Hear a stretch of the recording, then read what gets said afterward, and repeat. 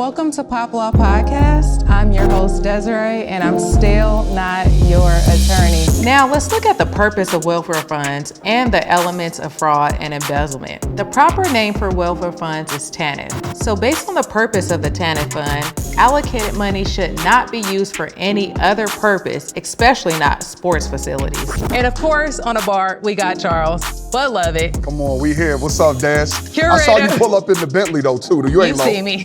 Thank you to our sponsors over there at Bentley. They got us riding around looking good all weekend, okay? You know, a deal, of course, is only as good as you negotiate. Exactly. And then sometimes when people are just starting, they don't necessarily have the same team in place, or they're new artists and they don't negotiate what they think that they're worth at that point. And so, you know, the problem that a lot of artists have is when they blow up, then they want to renegotiate, and nobody is obligated to renegotiate. At that point, you know, you don't get what you deserve, you get what you negotiate.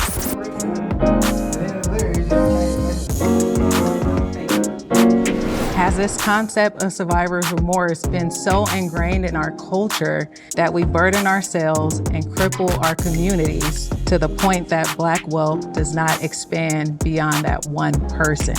We will be looking into talent complaints, stylist experience on production, and the types of contracts stylists enter to.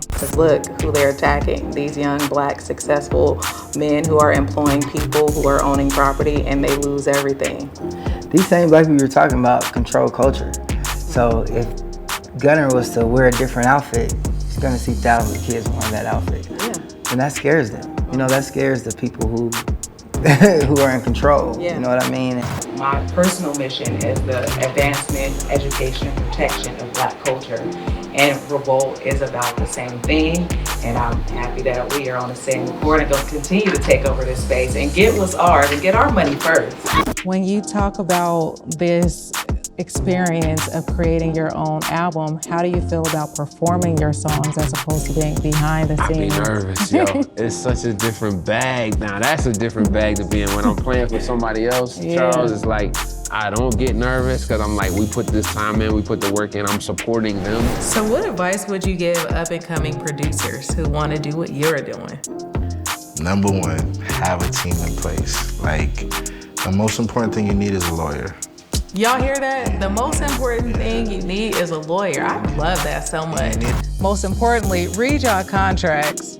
Y'all heard it from Baron. Read your contracts.